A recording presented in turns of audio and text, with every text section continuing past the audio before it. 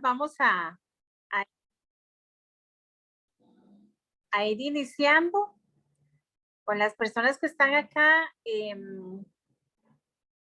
Queremos darles la bienvenida y el agradecimiento por acompañarnos en esta tarde.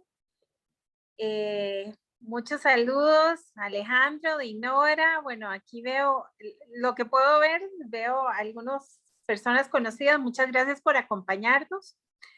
Vamos a hacer una dinámica de exposición y de preguntas. Entonces, el tema de hoy es diversidad e inclusión desde la perspectiva integral del ser humano.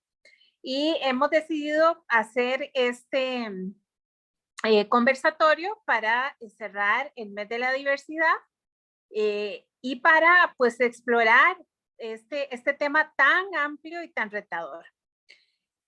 Yo soy Cecilia Mora, soy directora de RS Sostenible y desde RS Sostenible pues les damos el agradecimiento por estar acá, a las personas que están participando y también a nuestras invitadas y nuestro invitado. Justo hablando de personas invitadas, voy a presentar a Lorena González. Ella es abogada con un máster en Derechos Humanos. Tiene una amplísima experiencia tanto en la región Centroamérica, Caribe, como en Ginebra, y se desempeña como especialista en el campo de derechos humanos y laborales, y por ello ha trabajado como consultora experta independiente para Naciones Unidas y para la Corte Interamericana de Derechos Humanos. Ha trabajado con el sector privado y también ha trabajado en política pública. Su experiencia se centra en planificación, monitoreo, evaluación y sistematización de políticas, planes, programas y proyectos, y como les decía, tanto en el sector público como privado. Bienvenida, Lorena. Muchísimas gracias y muchísimas gracias por la invitación. Me parece que es una excelente forma de cerrar este mes. Muchas gracias. Ya casi vamos a empezar a conversar. También le damos el agradecimiento y la bienvenida a Indira Miranda. Ella es licenciada en Comercio y Negocios Internacionales y trabaja en la Cámara Mexicana-Alemana de Comercio. Desde el 2019, Indira se encuentra al frente del Departamento de Socios de Camexa, donde su función principal es vincular a las empresas socias con diferentes proyectos y diferentes iniciativas y darles atención pues a un grupo de más de 700 empresas. Indira tiene a cargo la organización y el liderazgo de comités sectoriales como el Comité de Salud, Seguridad, Comercio Exterior, Energía y Sustentabilidad, y recientemente el Comité de Diversidad e Inclusión de Camexa. Le damos también la bienvenida a Indira. Muchas gracias por acompañarnos. Hola, muy buenas tardes a todos y es un gusto estar aquí con ustedes. Gracias, Cecilia y Gabriela, por la invitación. Gracias por acompañarnos. Y también nos honra con su presencia Andreas Müller. Él es el director de la Cámara Mexicana-Alemana de Comercio e Industria, Camexa. Andreas tiene una licenciatura en idiomas, en economía y en ámbito cultural con la especialidad en economía y la cultura hispanoamericana de la Universidad de Passau, Alemania, y de Concepción en Chile. Actualmente apoya la iniciativa privada y a instituciones educativas en México en la implementación de programas de educación dual y funge como vicepresidente del Comité de Gestión por Competencias de Camexa. Y bueno, pues nada más y nada menos que el director de esta cámara que es tan importante en México. Bienvenido, Andreas, y muchas gracias por acompañarnos esta tarde. Muchas gracias, Cecilia. Un gran gusto estar con ustedes. Gracias. Y bueno, ya pasando en la materia, ya iniciando, pues quisiéramos primero pedirle a Andreas un mensaje rápido de la importancia que Camexa le está dando a este tema y por qué se vuelve algo tan relevante en este momento. Un pequeño mensaje que nos abre el conversatorio para ya entrar con Lorena en la materia conceptual. Muchas gracias, Cecilia. Pues es un tema sumamente importante que nos empuja desde nuestros socios de Camexa, que nos piden pues tomar carta en el asunto de la diversidad y así nos llevaron a diseñar, de hecho, una charta que firmamos hace poco para implementar la diversidad en un contexto también más amplio donde la sustentabilidad pues cobra cada vez más importancia. En Alemania recientemente se firmó una ley, bueno, se aprobó una ley por el Parlamento de cumplimiento de temas de derechos humanos dentro de las organizaciones y no solamente las propias empresas alemanas, sino también de su cadena de valor. Entonces, como México es un país importantísimo en la cadena de valor de la industria alemana, tanto en automotriz, en química y muchos otros, pues obviamente el tema cobra mucha importancia. Y la diversidad, pues es una clave dentro de esos temas y más en un mundo tan diverso que nos pone retos todos los días que pues solamente podemos enfrentar, que reconocemos la diversidad dentro de nuestras organizaciones y nos abrimos hacia ella, hacia la diversidad, para también pues, encontrar cada vez mejores soluciones a todos los retos que nos pone la vida todos los días. Muchas gracias. Muchas gracias, Andreas. Y bueno, con esta introducción, entonces, pasamos a hablar de la materia. Y para ello, me dirijo a Lorena en este momento, basándome en el lema que tienen los Objetivos del Desarrollo Sostenible, los ODS, que dicen no dejar a nadie atrás. Ese es el lema y esa es la meta de los ODS. Entonces, Lorena, hablando justamente de no dejar a nadie atrás, ¿cuáles son los grupos que pueden estar sujetos a condiciones vulnerables y cuáles son los derechos humanos que se ven lesionados si no tenemos un proceso claro de inclusión y diversidad en nuestras organizaciones? Dos temas importantes.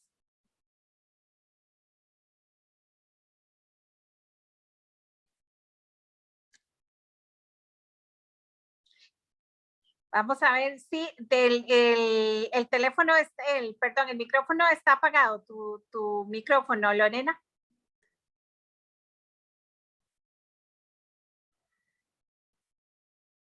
No le escuchamos. Ok, vamos a ver. Ya, ahora sí. Ahora sí lo escucho. Sí. Perfecto, disculpas. Bueno, muy buenas tardes y muchísimas gracias. Me parece importante esta ley que menciona Andrés, que se ha aprobado en Alemania, porque va a ser un ejemplo para el resto del mundo. Solo creo que tiene Francia una ley y es importante por varias razones.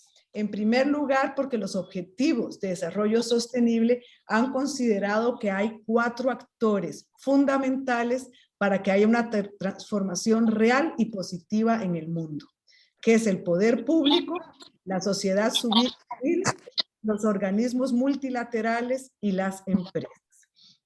Entonces, para aterrizar en lo que me preguntaba Ceci, de quiénes se podrían considerar personas en situación de vulnerabilidad, podríamos partir primero que estas personas están en una situación de desigualdad de oportunidades frente a las demás personas y eso les limita o impide el pleno ejercicio de sus derechos.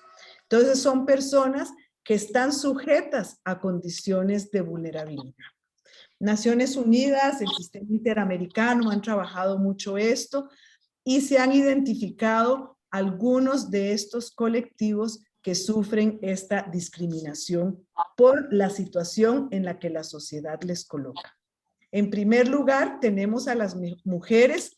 Siempre se señala que esto es muy retórico, que esto no es así, pero hay estudios de agencias muy importantes donde se señala que la brecha salarial y la forma de acceder a puestos de decisión, las mujeres están en una desventaja.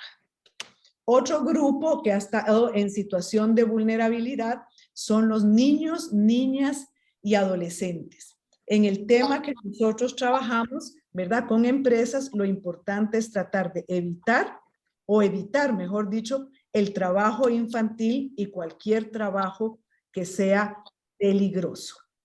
También es importante señalar a la comunidad LGTBI.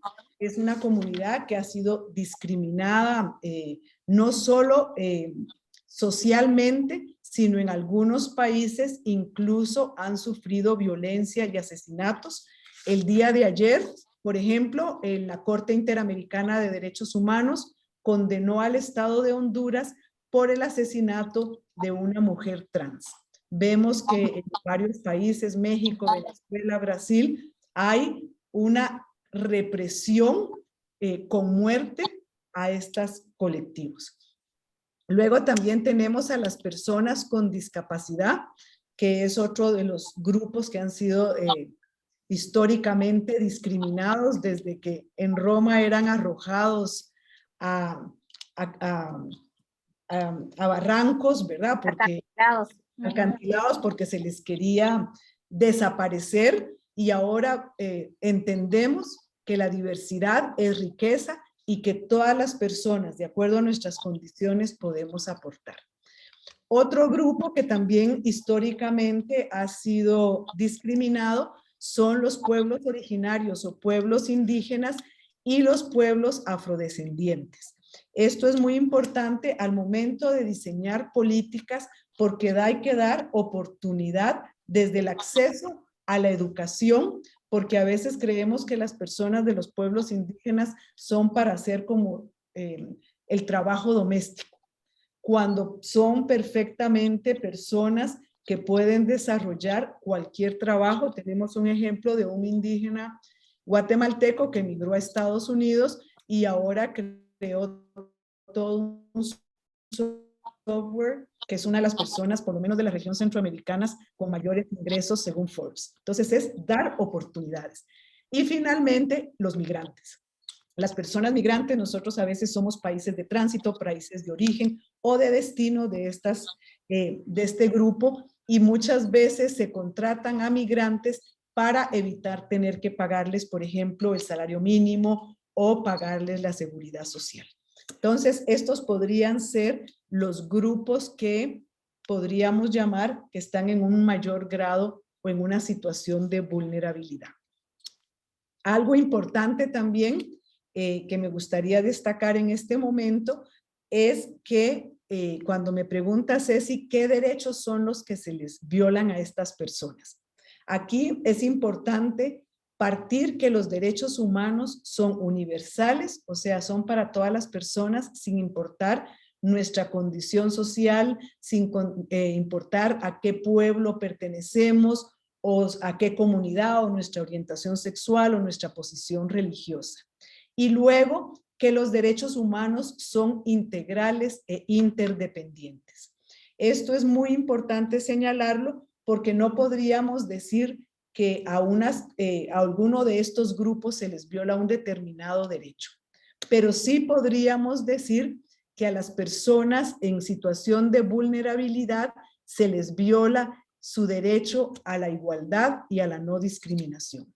Estos derechos son los cimientos y las bases de los derechos humanos. No podemos creer en una sociedad que no sea inclusiva, que no nos incluya a todas las personas, porque todas las personas somos diferentes. Ninguno de los que estamos hoy podemos decir que somos iguales, tenemos diferente background, diferente formación profesional, diferentes lugar de trabajo, etcétera. Entonces no hay que etiquetar, y esto siempre lo digo yo, porque a veces hablamos, por ejemplo, de mujeres, pero no es lo mismo ser una mujer indígena con discapacidad que ser una mujer blanca, podríamos decir, que tiene un posgrado incluso en el extranjero. Igual con la comunidad LGTBI, a veces la gente dice LGTBI y cuando yo les pregunto a mis estudiantes o a alguna persona, ¿usted sabe la diferencia entre una persona trans y alguien intersex? Entonces a veces las personas no lo saben, pero dicen apoyo a este colectivo sin entender que la problemática y la realidad de cada uno de ellos es diferente. Entonces, en la misma diversidad hay diferencias. No es lo mismo, por ejemplo, si vamos a contratar a una persona con discapacidad, si es una persona no vidente o si es una persona que no puede movilizarse. Entonces, esos dos derechos me parece que son fundamentales, más todos los derechos que están reconocidos en la Declaración Universal de Derechos Humanos y en el tema laboral, por supuesto, el derecho a un trabajo decente. El derecho a un trabajo decente ya lo ha definido la Organización Internacional del Trabajo y se basa en un trabajo que nos dignifique como personas y que nos permita tener una vida digna. ¿Cómo vamos a tener una vida digna? Con un horario establecido, con un salario justo, con derecho a unas vacaciones, etcétera. Todos esos son componentes que nos hacen y nos apoyan a tener una vida digna. Yo he trabajado con algunas empresas de la región y a las 6 de la tarde cierran las puertas casi blindadas. Y yo les decía, ¿pero qué pasa? Y me decían, porque queremos que nuestros colaboradores tengan también una vida familiar. Entonces, pensar también que la vida sigue después del trabajo, así como también exigirles, porque a veces hay colaboradores que solo quieren la parte de los derechos y olvidan los deberes. Pero creo que si respetamos todos y todas, es un gana-gana. Yo siempre les digo, si de todas las vías hay un respeto de derechos humanos, nadie, absolutamente nadie, va a perder. Y por supuesto, todo el resto de derechos que conocemos de manera integral. No solo nuestras libertades fundamentales, como nuestra libertad de asociación, de religión, de expresión, etcétera, sino también los derechos económicos, sociales y culturales, como el derecho a la salud, al trabajo, a la vivienda, etc. No sé si con eso completo tu duda, tu pregunta, Ceci, o si quieres que estemos profundizando. No, claro que sí, muchísimas gracias y además muy interesante dos grandes aspectos que mencionaste, Lorena, porque hablaste de personas en condición de vulnerabilidad, no de personas vulnerables, eso me llama la atención y es muy importante quizás ahondar un poco en ese tema, porque normalmente hablamos de personas vulnerables, pero ¿cómo enfocas este aspecto de personas en condición de vulnerabilidad? Me parece muy dignificante la forma de llamarlo. Muchísimas gracias por la pregunta, porque me parece que es importante. A veces en el lenguaje, sin querer o sin mala fe, discriminamos. Yo estaba en la OEA cuando se aprobó el Protocolo de Derechos Económicos, Sociales y Culturales. Nunca lo pongo en mi currículum porque hay un artículo que habla los derechos de las personas minusválidas. Y me arrepiento tanto, claro, esto fue en 1989, porque es casi decir, son menos válidas. Por eso nunca van a ver en mi currículum que yo participé en la redacción de este protocolo, pero el lenguaje importa. A esto voy. Y entonces, si nosotros decimos que una persona es vulnerable, nosotros mismos la estamos discriminando o catalogando como una persona débil. Una persona vulnerable es una persona que podemos manipular, que podemos manejar. En cambio, una persona en una condición de vulnerabilidad o en situación de vulnerabilidad, es la sociedad la que la pone en esa posición. O sea, no es la persona, sino son todas estas condiciones de desigualdad y de falta de oportunidad frente a las demás personas que la limitan. No es que ella no tenga la capacidad, sino que es todo el andamiaje, tal vez involuntario, que hace, por ejemplo, que no veamos personas LGTBI, mujeres indígenas en altos puestos. Importantísimo. Y además me encanta esto de que mencionaste más de 6 grupos, ¿verdad? Porque algo importantísimo es esta visión amplia de la diversidad y la inclusión, ¿verdad? Donde, como mencionaba al inicio, nadie se queda atrás, ¿verdad? Esto es bien importante. Y esto me lleva a otro punto que es quizás un poquito complejo, la pregunta que te voy a hacer, porque ha sido parte incluso de las dificultades que se han presentado pues al tratar de promover espacios mucho más inclusivos y mucho más diversos. ¿Cómo evitamos la discriminación por la no discriminación? O al revés, la no discriminación por discriminación, ¿verdad? ¿Qué pasa cuando quizás por abrir el espacio, de repente, si no se maneja bien, ¿verdad? Porque hay ejemplos muy buenos, hay ejemplos que tienen muchas oportunidades de mejora, pero si no se maneja bien, entonces también hay personas que se pueden sentir discriminadas por alguna otra razón. ¿Cómo se maneja esto en este proceso si pensamos en empresas, en este caso, que abren más el espacio? Y aquí puntualizo muy específicamente en los grupos LGTBI, por ejemplo, ¿verdad? Que a veces entonces hay una situación de resistencia, de dificultad, y tal vez otros grupos se sienten discriminados. ¿Cómo se maneja esta situación que es tan retadora, tan compleja? Sí, Ceci, muchas gracias. Cuando se ha hablado de inclusión, muchas veces han salido críticas, ¿verdad?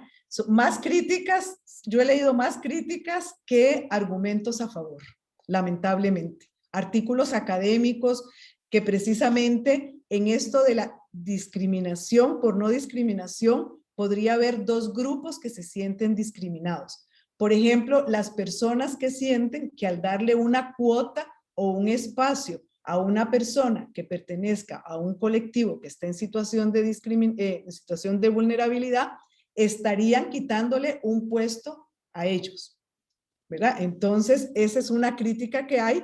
Y después también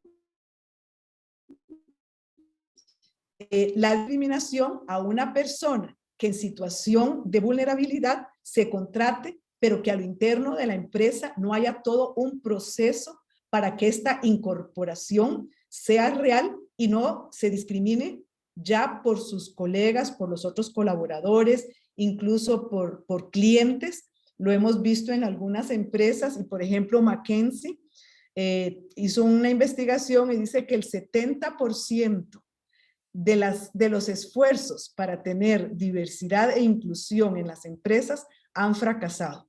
Y han fracasado porque no ha habido un proceso a lo interno, un proceso sistemático que permita realmente que las personas puedan desarrollarse laboralmente. Entonces, eso es importante porque habría 2 grupos que podrían sentirse discriminados: a los que ya no vamos a contratar o a las personas que contratamos, pero que no creamos o no constituimos esas condiciones mínimas que les van a permitir desarrollar su trabajo y sus capacidades. Y algo importante que me parece que hay que rescatar, que cuando se pide diversidad e inclusión, no se está obligando a las empresas a contratar a una persona que pertenezca a un grupo solo por su condición, sino es que abra las puertas y que acepte la meritocracia, es decir, que las personas en igualdad de condiciones puedan acceder a un trabajo sin que haya un prejuicio, ¿verdad? Un juicio previo de valor sin ningún fundamento por su orientación sexual o por ser mujeres. Entonces, no, las mujeres quedan embarazadas, las mujeres cumplen menos, o las personas con discapacidad nos va a hacer retardar nuestros procesos. Y todas estas son prejuicios sin fundamento, porque muchas veces cuando una persona viene de un grupo en situación de vulnerabilidad da el triple. Y yo lo he visto con personas, por ejemplo, con síndrome Down que han sido contratadas en algunas empresas y son las personas que llegan primero y se van de último, porque saben lo que les ha costado llegar ahí. Entonces vemos cómo al dar oportunidades, al abrirnos, vamos a entender que la diversidad es riqueza y no retroceso. Sí, qué importante esto de prepararse internamente como empresa, ¿verdad? Porque Sí. si no, pues viene esa frustración, ¿verdad? De un buen compromiso, una buena intención, pero si no nos preparamos, pues no sucede.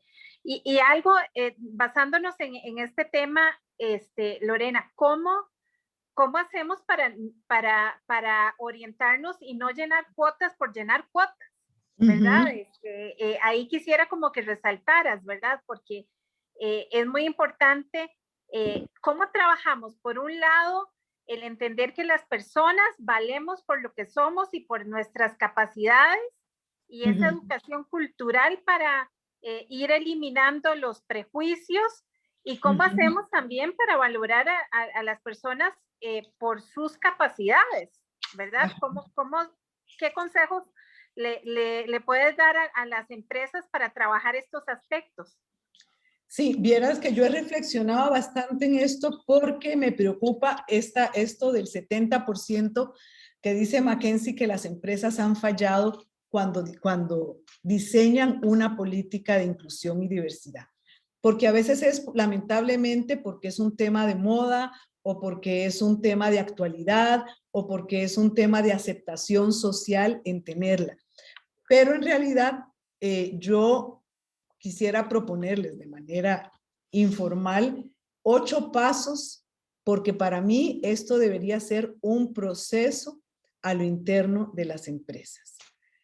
Primero, por supuesto, esto de Andreas que dice de la carta y me encantó, yo pedí que me la enviaran, la he leído, me pareció que esto es un ejemplo de verdad y creo que los empresarios pueden ser líderes positivos que den ejemplo a otras empresas, que den ejemplo incluso a los estados, porque a los estados les cuesta tener políticas inclusivas.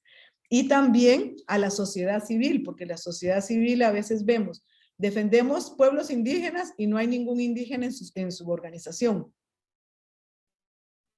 Entonces, ¿dónde está el equilibrio, verdad? O queremos una actitud paternalista. Entonces, esta iniciativa que han hecho ustedes en la Cámara me parece realmente ejemplificante. Entonces, los 8 pasos que yo les propondría, y si quieren, Cecilia, Indira, Andreas, no sé, Gaby o alguien interrumpirme, feliz, yo profundizo. Primero, decir que la inclusión y la diversidad debe ser un proceso. No es únicamente una manifestación de buena voluntad. Y el primer paso sería aprobarlo al más alto nivel. Muchas veces se deja al área de recursos humanos o de capital humano, ¿verdad? Al que va a diseñar e implementar la política. Esto tiene que ser una decisión y un compromiso al más alto nivel. Luego, el segundo paso para mí sería analizar la realidad del negocio. Por ejemplo, una empresa que se dedica a hacer prótesis dentales, no vamos a decirle usted tiene que tener una cuota de personas con discapacidad y entonces tiene que contratar a una persona no vidente. No lo vamos a cumplir porque en nuestra realidad de nuestro giro de negocio no podríamos tenerla. Entonces hay que analizar cuál es nuestra realidad, dónde podemos ubicarlas a estas personas sin que sea discriminatorio. Entonces, un tercer paso sería no etiquetar. Para mí esto es fundamental porque en la diversidad también hay diferencias. Como yo les decía, no todas las personas con discapacidad tienen la misma discapacidad.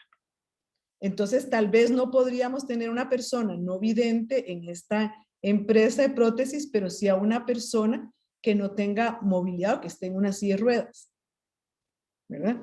Entonces, no habría ningún problema. Estoy poniendo como ejemplo. Luego, habría que hacer una revisión de la estructura de la empresa, de puestos, por ejemplo, y a veces nosotros con estos prejuicios discriminamos a priori, sin fundamentación. Por ejemplo, ¿por qué las mujeres no pueden trabajar en una estación de gasolina? ¿Por qué las mujeres no pueden manejar camiones grandes? Y yo he visto, y hasta uno se sorprende, o los taxis, ¿por qué? Y a veces cuando es una mujer taxista, uy, Dios, qué bien, pero hasta uno, ¿verdad? Dice, qué raro. Pero es importante no limitar a priori nuestras capacidades. Entonces, hay que revisar la estructura de la empresa, los puestos, qué podemos ofrecer, dónde ofrecer, y también qué barreras hay. Y esto es importante, porque puede haber barreras arquitectónicas. Por ejemplo, vamos a decir en el tema de discapacidad, y resulta que está en un tercer piso, o hay que subir gradas, o no hay elevador. Entonces, si no hay rampas y tenemos esas barreras, estamos ya autoengañándonos de decir que vamos a tener una política. Luego, hay que tomar medidas antes de sacar la política.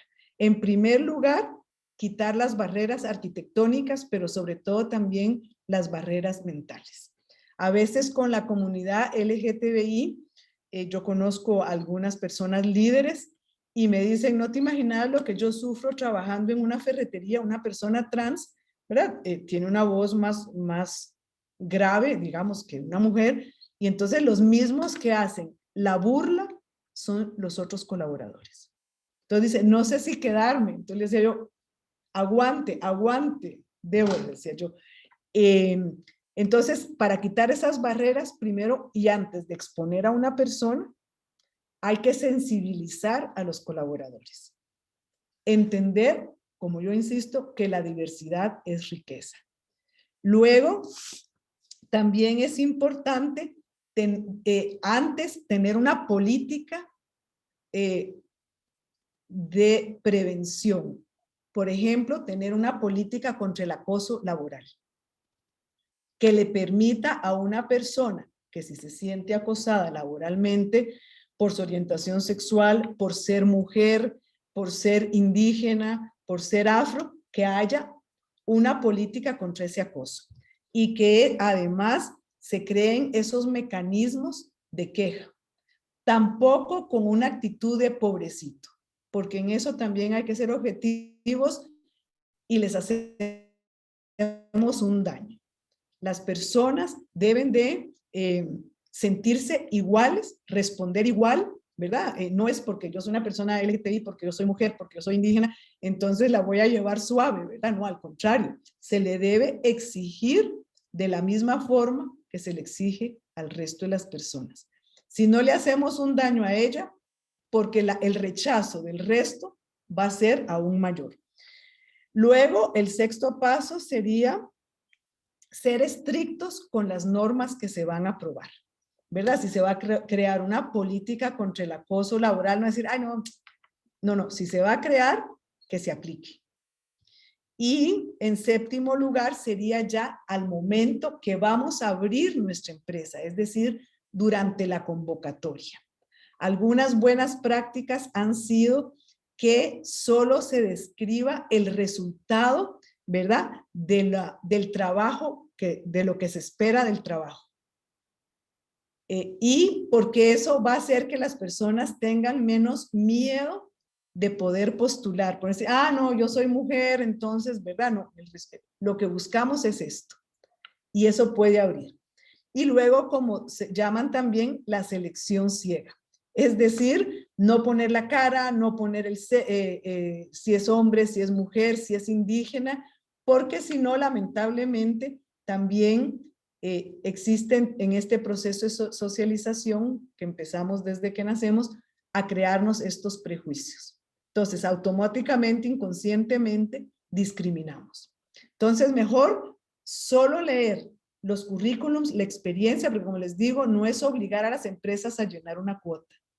Es decirle a las empresas, abran las puertas en igualdad de oportunidades, creando espacios e invitando a estas personas que están en grupos en situación de vulnerabilidad.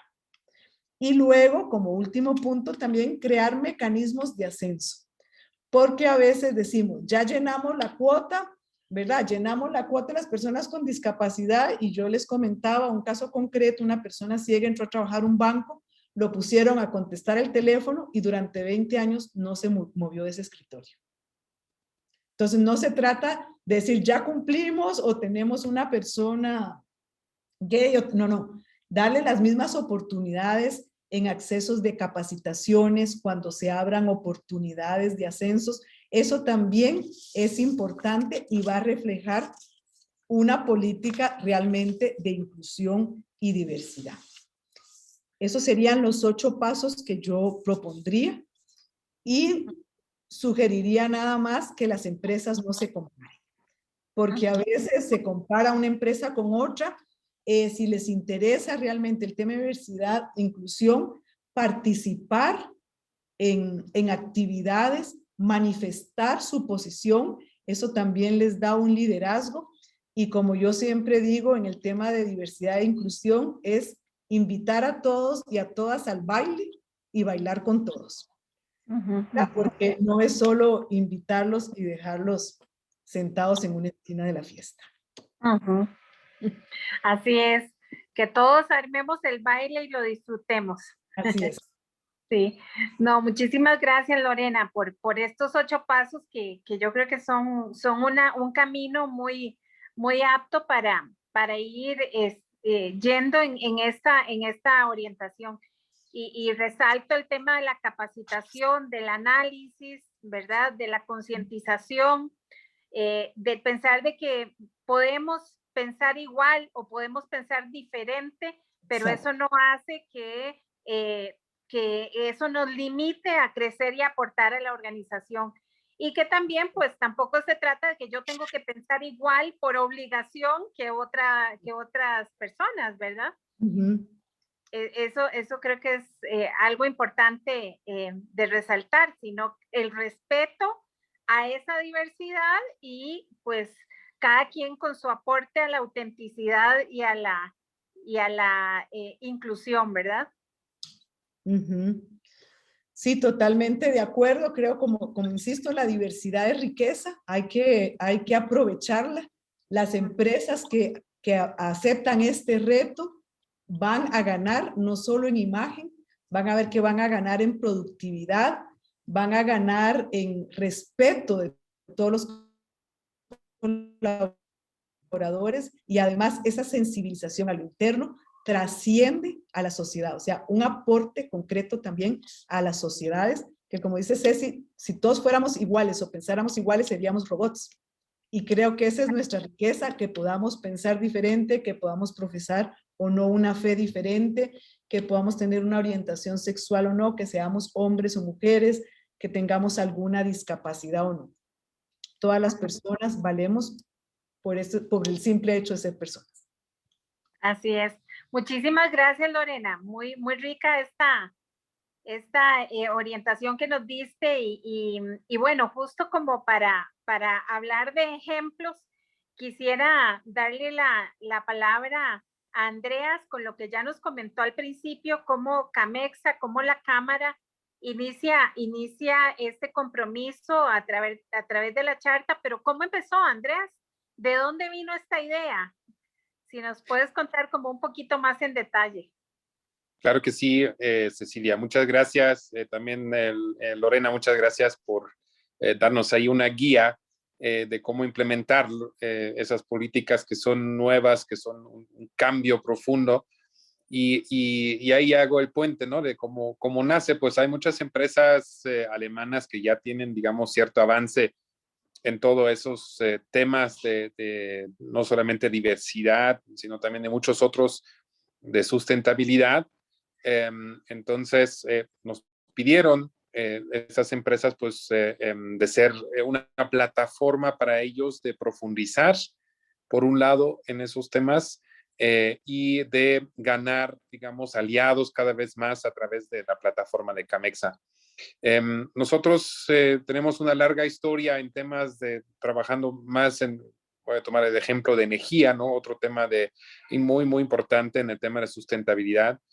Nosotros consideramos, digamos, en todo el amplio campo de la sustentabilidad, que el tema de medio ambiente para México, para la industria en México es sumamente importante. Entonces ahí hemos puesto nuestro énfasis en los últimos años, pero hemos tomado la decisión de ampliar nuestra visión y por eso hemos emprendido, digamos, un camino y hemos encontrado en Cecilia, pues hay una aliada muy fuerte en ampliar esa perspectiva hacia los otros temas de la sustentabilidad, a los temas sociales, económicos, ¿no? Que nos estamos enfrentando ahora en la pandemia, en un cambio profundísimo económico que nada más es el inicio, ¿no? Que nos avecina con la cuarta revolución industrial, la digitalización que nos avecina. Entonces estamos frente a muchos cambios, ¿no? Como industria. Y México y Alemania tenemos una cosa en común. Bueno, uno de los muchos Méxicos, no todo México, pero uno de los muchos Méxicos que está inmerso en la globalización, y Alemania, pues somos países que hemos tomado la decisión de ser países que producimos bienes para otros países, ser abiertos en el mercado internacional. Entonces, en ese contexto, pues tenemos ese mismo reto, ¿no? Ahora, ¿cómo nos enfrentamos a estos retos económicos de la digitalización? ¿Cómo nos enfrentamos a esos retos medioambientales? ¿Y cómo nos enfrentamos también a los retos sociales? Entonces, para integrar toda esa visión, hemos, digamos, tomado, digamos, un tema que hace mucho y en energía lo hemos implementado mucho, que son los sistemas de gestión, porque ahí nos da una herramienta muy clara. Ahora Lorena nos dio 8 pasos, ¿no? Pero necesitamos también anclar esas políticas dentro de las organizaciones. Entonces, y eso se logra a través de los sistemas de gestión. Y hemos tenido esa experiencia muy fuerte, primero en energía, después en medio ambiente, y ahora buscamos esa integración de todos esos temas económicas, sociales, medioambientales, dentro de un sistema de gestión que está anclado en todos los demás sistemas de gestión que tenemos dentro de las empresas, ¿no? Que sea de calidad, sea de muchos otros temas, y de esa forma lograr lo que nos comentó Lorena como segundo paso, ¿no? Es saber dónde estoy y de ahí crecer. Entonces, a través de una política donde integro a todo el equipo. Entonces, eso también lo estamos buscando para el tema de la diversidad. Entonces, digamos, la charta es solamente un inicio, ¿no? También lo ha comentado Lorena, pues es necesario, digamos, ese compromiso desde la alta dirección de las empresas. Entonces, la charta es eso, ¿no? Donde firman los CEOs o CFOs o los directores de derechos humanos, recursos humanos, y toman ese compromiso, ¿no? Es el primer paso, pero no es el último, obviamente, ¿no? Y no queremos eso porque tenemos esa experiencia de los otros campos que el siguiente paso, pues tiene que ser esa medición, ¿dónde estoy? La definición, ¿a dónde quiero ir? Y ya con esas herramientas que nosotros siempre tratamos de transferir a través de las capacitaciones que damos en Camexa en las diferentes áreas, dar esas herramientas de cómo llego de acá para acá y cómo lo logro que tenga sentido dentro de mi modelo de negocio, ¿no? Entonces, así todo esto se vuelve algo casi automático, ¿no? Entonces, lo anclo todo esto dentro de mi modelo de negocio, la diversidad, porque es parte de mí, es parte de mi organización, es parte de dar yo una respuesta a retos complejos que tenemos como sociedades y donde mis productos son parte de eso, ¿no? Entonces, y eso es esa integración en un sistema de gestión, poner la base, darles las herramientas, poner metas y por ahí llegar. Y también otro tema muy importante es la verificación, ¿no? Entonces, pongo la base, tengo las herramientas y con mis herramientas de verificación puedo ver, pues, dónde ando, ¿no? Entre esos dos, ¿no? Entre mi base y mi meta, para tener claridad de dónde tengo que poner más énfasis, etcétera, ¿no? Y eso buscamos también para diversidad. Nosotros desarrollamos con Siemens, que nos apoyó muchísimo, digamos, avanzar en ese tema. Desarrollamos ese cuestionario propio, digamos, para tener esa línea base, y después pues lograr esa definición de metas y las herramientas para lograrlos. Entonces eso es lo que buscamos. Muchísimas gracias, Andreas. Y qué bonitos puntos mencionaste y me encanta escucharlo, escuchar este énfasis en cómo el tema de derechos humanos es un área, una dimensión importantísima de la sustentabilidad, tanto como lo es la gestión ambiental, tanto como lo es la gobernanza, el desarrollo económico.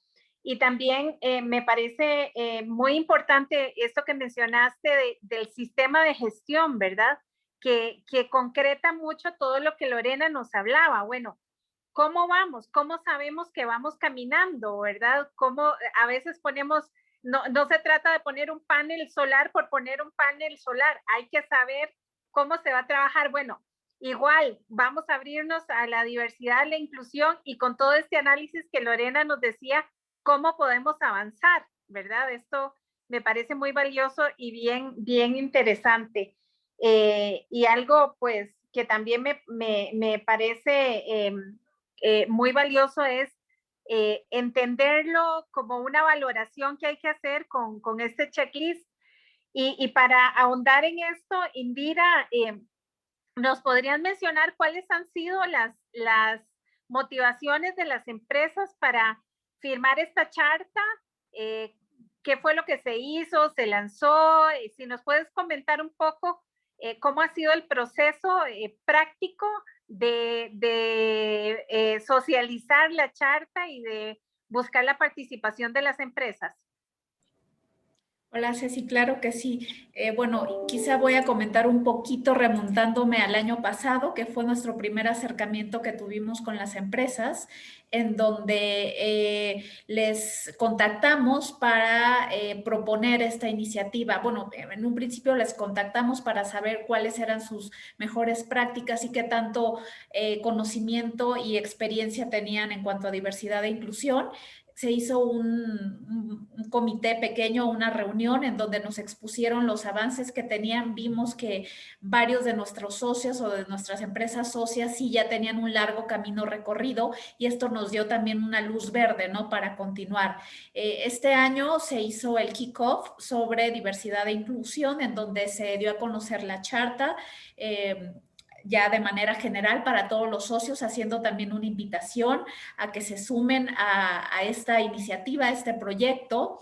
Y bueno, paralelamente también se les invitó a las empresas, además de revisar la charta, a que hicieran este autodiagnóstico que, Cecilia, muchísimas gracias por todo el apoyo que nos diste en la elaboración de este checklist. Fueron semanas de reunirnos y estar modificando y adaptando este autodiagnóstico en conjunto con, como ya lo mencionó Andreas, con Siemens. Y bueno, este autodiagnóstico lo que nos deja es saber qué tan avanzados está cada empresa y nosotros poder también tomar con base en esto igual las mejores prácticas y también poder identificar aquellas empresas mentoras, que ese es otro tema que nos ocupará en los próximos meses. Un gran número de empresas dentro de la Cámara son pequeñas y medianas y nos dicen, oye, pues está muy interesante el proyecto, pero nosotros no tenemos un presupuesto, no tenemos un personal o una persona específica para diversidad e inclusión. ¿Cómo lo podemos implementar? Nos interesa, pero ¿cómo lo hacemos? ¿No? Entonces, de hecho, hoy se llevó a cabo la primera sesión del Comité de Diversidad e Inclusión, en donde estas grandes empresas mostraron cómo las pequeñas y medianas no tienen excusa, vaya, desde comenzando con el lenguaje incluyente, con igual una persona con dentro de estas comunidades que ocupe un puesto clave, entre otros, ¿no? Dieron ahí muchísimas sugerencias de cómo comenzar y no necesariamente para iniciar se necesita de un presupuesto. De verdad fue muy interesante. Más adelante con gusto les puedo compartir la grabación. Y bueno, las principales motivaciones ya también que llevaron a estas empresas a firmar la charta es, bueno, crear principalmente una red de cooperación donde se puedan compartir mejores prácticas, programas, iniciativas, acciones, sinergias iniciativas empresariales que sean trascendentales para México. No tan solo sí sabe cada empresa que, bueno, esto les va a ayudar a tener esta imagen, este posicionamiento, pero creo que el compromiso, o bueno, yo así lo percibo de cada una, va más allá, ¿no? De sí querer crear este cambio y poder ir aportando este granito de arena. Afortunadamente en esta primera lanzamiento tuvimos a 17 empresas que firmaron la charta y bueno, les voy a nombrar brevemente porque varios de estas colaboradores de estas empresas están en este curso y me da mucho gusto que nos acompañen, como es, bueno, Banco Santander, BASF, Bayer de México, Bluepoint Management, Bocar, Boehringer Ingelheim, CHG Meridian, Covestro, Daimler, dos divisiones firmó la charta, Buses y Trucks, Kernlivers, Marsh, Megalabs, antes Italmex, Santa Marina y Esteta, Siemens, T-Systems y Volkswagen. Son las empresas que hasta el momento han firmado y bueno, ya se han acercado otras empresas que también nos da mucho gusto que se haya despertado este interés y es lo que buscamos, ¿no? Crear esta red de cooperación e integración. Qué bonita noticia, Indira. Y aquí resalto algo importantísimo, dos puntos que mencionaste importantísimos. Uno, que eso no está exclusivo para empresas grandes, transnacionales, sino que es para cualquier empresa. Y la cooperación, cómo esta cooperación entre empresas, lecciones aprendidas, cómo se han superado retos, etcétera, enriquece también la experiencia de otras. Eso me parece importantísimo. Y bueno, pues aquí en aras del tiempo también queremos ir abriendo el espacio para preguntas a las personas participantes para poder también interactuar con ellos, ellas y él que nos han acompañado hoy. Y pues bueno, también para que conversemos. Así que mis compañeras me ayudan, porque no puedo ver la pantalla yo, pero sí me ayudan dando la palabra para recibir preguntas de las personas participantes. Perfecto, muchas gracias a todos por tan buenas explicaciones. Tenemos a Michael Hasselberg, puede abrir su micrófono. Vamos a ver acá.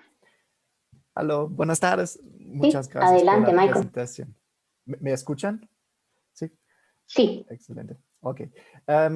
Primero, muchas gracias por la invitación el día de hoy para la conversatoria. Grandes avances, por supuesto, en esta charta. No me he enterado hasta ahora. La primera vez que sé que bueno, que lo vi. Pero tenía problemas de recibir todos los correos. Ya está resuelto, Indira. Yo tengo, bueno, trabajo en una pequeña empresa, ¿no? Soy director de Hasselbit SADCB, somos una pequeña empresa, tenemos 8 empleados fijos, varios consultores externos, trabajamos en el centro alemán y siempre cuando he tratado de decir, oye, vamos a buscar también a lo mejor una persona discapacitada para abrir la puerta hacia temas administrativos, otros temas.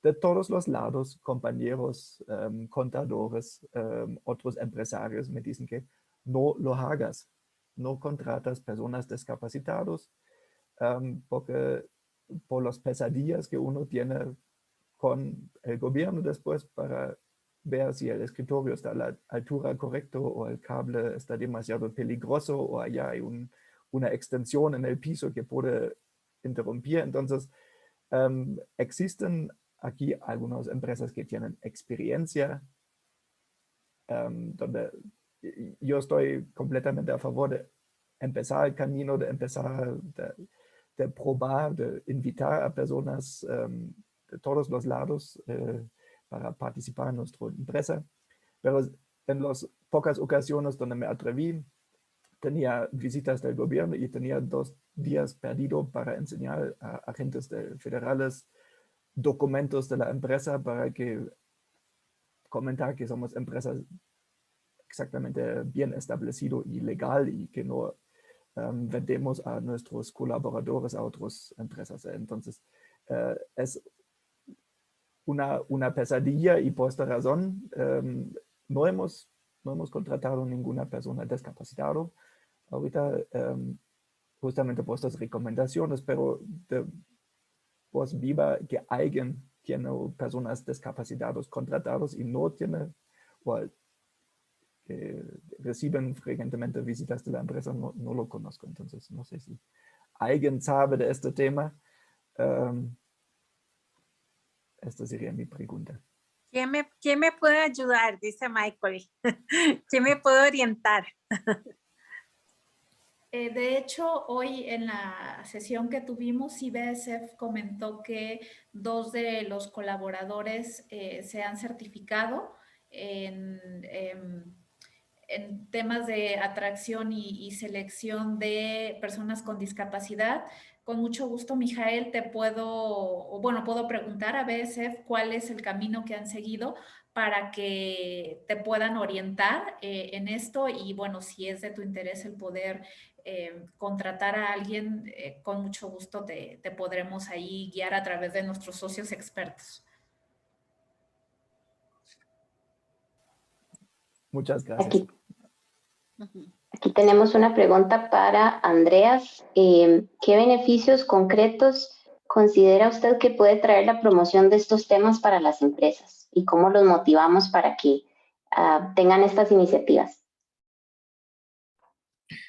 Pues primero, hacer webinars como hoy, yo creo que la serie de webinars de Camexa Responde, yo creo que ha sido una muy buena herramienta de sensibilizar cada vez más empresas. Pues hay que decir al mundo que estamos trabajando en eso, que queremos profundizarlo.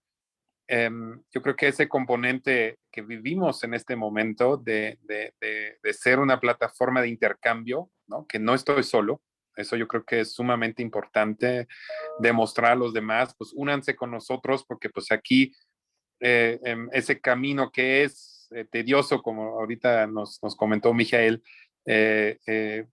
pues si andas solo, pues sí, está casi imposible hacerlo, ¿no? Pero si estás dentro de una comunidad, sí la puedes hacerlo más fácil, porque hay uno que ya avanzó en un tema, otro en el siguiente. Por ejemplo, Miguel ya tiene un camino muy bonito recorrido en tema de educación dual. Seguramente, pues BASF todavía no encuentran el cómo, entonces a lo mejor tú puedes ayudarles a ellos y ellos a ti en ese tema. Entonces, eso es el sentido. Darles herramientas, ¿no? Para eso damos las capacitaciones. Eso es a final de cuentas, porque sin herramientas, pues no podemos avanzar, ¿no? Hay un grupo de Estados Unidos que me gusta mucho y ellos son pues, también algo rebeldes, pero ellos tienen una canción que se lucha con herramientas, ¿no? Fight with tools, because sin herramientas, pues es imposible, ¿no? Y eso es lo que queremos dar, el intercambio, la capacitación, el aliento también, ¿no? Eso es otro tema importante de avanzar conjuntamente, porque pues si alguien, como lo comentó ahorita Mijael, es muy fácil de perder el aliento en el camino, decir, pues ya pues, si eso solamente es una carga adicional, pues no lo voy a hacer, pues tengo muchos temas que resolver como empresario. Entonces, pero tener ahí al lado otra persona que dice, pues ya, vamos, sí puedes y te ayudo y yo también he avanzado, ¿no? Ese tema de competencia sana, de decir, pues, pues el otro lo logró, pues entonces doy tal vez ahí un granito más y también lo voy a lograr, ¿no? Entonces yo creo que esos son los componentes, cómo podemos atraer, ser atractivos para los demás y de esa forma, pues crecer conjuntamente, ¿no? Y enfrentar los retos conjuntamente como comunidad.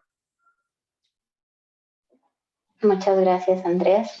Tenemos una pregunta para doña Lorena, que se refiere a cómo podemos nosotros en una organización que no ha empezado en estas iniciativas convencer a esa alta dirección, que de hecho usted lo comentó en los 8 pasos, ver al alto nivel, cómo si no tengo nada en este momento en mi organización puedo convencer a ese alto nivel para que empecemos por ahí, ¿verdad? Decir que es la inclusión y la diversidad como un proceso y que ellos soporten, digamos, estas iniciativas tan importantes como usted nos mencionó, doña Lorena. Muchísimas gracias por la pregunta y tal vez para completar lo que decía Andrés, que me parecía muy valioso, es que también, y se complementa con la pregunta que me hacían, es que esto se está convirtiendo también en una exigencia social y legal. Entonces, es mejor estar preparados antes, ¿verdad? Que no sea porque me lo están exigiendo o por una norma nacional o una norma internacional o una norma, digamos, en la cadena de suministros, etcétera, sino estar preparados por una convicción. Entonces, a veces lo hemos visto cuando trabajamos con políticas en derechos humanos, que las personas encargadas de recursos humanos o de capital humano dicen, ¿cómo logro que los CEOs, CFOs se convenzan? Porque no vamos a poder hacer nada si las personas que tienen poder de decisión no están convencidas. Pero, por ejemplo, ahorita Indira hizo mención de muchas empresas alemanas, creo que eran más de 11 las que mencionaste, que ya están iniciando o ya están avanzando o ya están avanzadas en estos procesos, y yo creo que con el ejemplo es la mejor forma de poder convencer. Si nosotros vemos empresas grandes como Siemens, como Volkswagen y las que mencionabas, que ya están en estos procesos, o empresas de otras nacionalidades, vemos que no se está solo, ¿verdad? Sino que al contrario es algo que está ya la comunidad internacional interiorizando, que el trabajo de las empresas no se queda dentro de sus 4 paredes, sino que trasciende en este aporte de transformación social. Y lo hemos visto con lo que decía Andrés del impacto ambiental, social, económico. Entonces, aquí también hay un impacto real que pueden hacer las empresas, y con el ejemplo es una forma de convencer a las personas. Bueno, ya nos comió el tiempo. Habíamos programado estar 1 hora, pero yo creo que ha sido muy, muy rico. Y recapitulando un poco, pues también quería aprovechar para mencionarle a Micael que hay cajas de herramientas y que son gratuitas. Vamos a procurar enviárselas a las personas que están acá y para que las tengan, ¿verdad? Hay cajas de herramientas para diferentes temas. Por ejemplo, cuando se contratan personas con discapacidad, qué tener en cuenta dependiendo del tipo de discapacidad, ¿verdad? A nivel de infraestructura o de capacitación, me comprometo acá públicamente para que a quienes han asistido le podamos facilitar este tipo de herramientas para que las tengan. Pues para cerrar, resaltar lo que nuestras invitadas y nuestro invitado han mencionado hoy sobre el intercambio de experiencias, que esto es muy, muy importante siempre para la construcción. Este intercambio de experiencias nos garantiza la sostenibilidad de las ideas, ¿verdad? Entonces, esto es importantísimo. Y como mencionaba Andreas, luchar, como era el dicho en inglés, trabajar, cambiar, luchar con... Fight with tools. Exacto, luchar con herramientas. Entonces, importantísimo. Y bueno, por eso la necesidad de hablar, de preguntar, creo que hay muchos retos, muchas dudas, muchos miedos también, ¿verdad? En todos estos temas, y hay que decirlo así. Hay muchas dudas, nos asaltan muchos temores de cómo manejar las cosas, y por eso hay que hablar, por eso hay que analizar, hay que intercambiar, porque, bueno, nunca hay mejor construcción que la que se hace así, hablando, intercambiando, analizando y pues construyendo. Y muy importante que hay 2 ODS, 2 objetivos de desarrollo sostenible muy importantes, que son el 16, que es construcción de paz. Y este tema tiene que ver muchísimo con la construcción de paz en organizaciones sólidas y sostenibles, como lo dice este ODS número 16. Y solamente si hacemos ambientes en los que todas las personas nos sintamos valiosas y respetadas, solo así podremos construir paz y justicia, como el ODS 16, y también el ODS 17, que es alianzas, ¿verdad? Este es un trabajo muy alianza interna, muy alianza entre organizaciones, y pues bueno, aquí tenemos el ejemplo de Camexa, que ha ido construyendo en alianza con sus empresas afiliadas este gran paso para ir haciendo cambios hacia empresas más sustentables. Nada más un minuto para que cada uno de ustedes nos dé un mensaje final, empezando con Lorena, siguiendo con Indira y terminamos con Andreas. Bueno, muchísimas gracias. Antes que nada, un reconocimiento a RS Sostenible, a la Cámara Mexicana Alemana también. Creo que no son muchísimos los esfuerzos que se dan, así que realmente les felicito. Creo que están en la línea correcta. Estoy convencida, y lo he visto desde los años 80, que yo trabajo en tema de derechos humanos, que el ser inclusivo es una gran riqueza. Están apostando a lo correcto. Antes siempre fuimos señalados a trabajar en derechos humanos en los años 80 en América Latina, y al final, después de tantos años, nos dieron la razón. Sé que las empresas que están trabajando este tema, que piensan trabajarlo, van por el buen camino, y ese reconocimiento tarde o temprano llegará, y ningún principio es fácil, Michael, en ningún tema, pero creo que el esfuerzo vale la pena. Gracias, Lorena. Indira. Muchas gracias, Ceci y Gabriela, por la invitación, señora Lorena, por esta interesante plática, y también Andreas por estar aquí hoy acompañándome.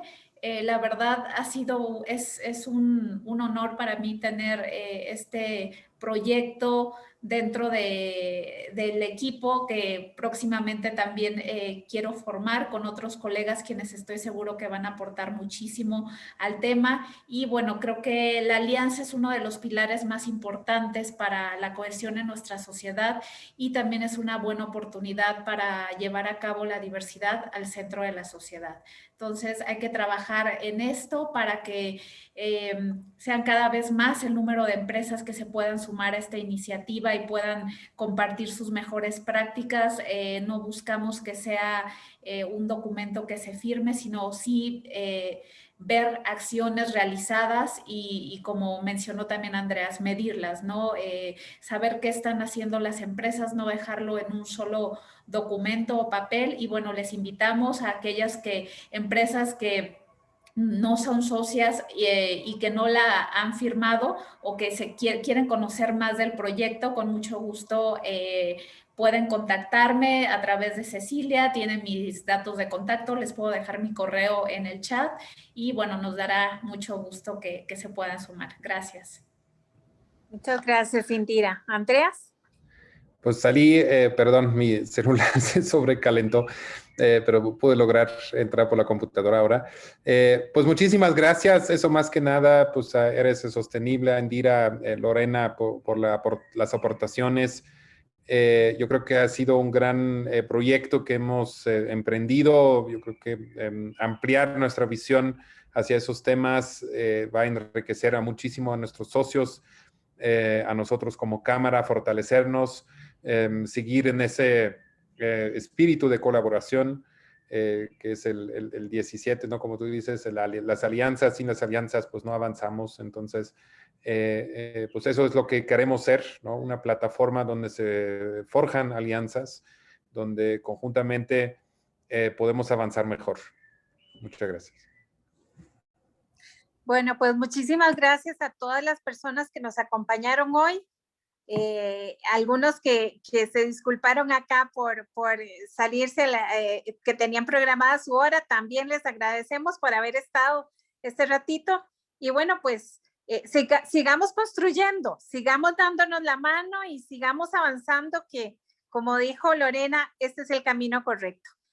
Así que muchísimas gracias a todos y todas, y pues bueno, nos veremos pronto en algún otro conversatorio de estos temas que nos lleven a construir más sustentabilidad en este mundo. Muchas gracias. Gracias a ustedes por la invitación y por todos los esfuerzos que están haciendo. Muchas gracias. Hasta luego. Hasta luego. Gracias. Gracias, buen día. Buenas tardes.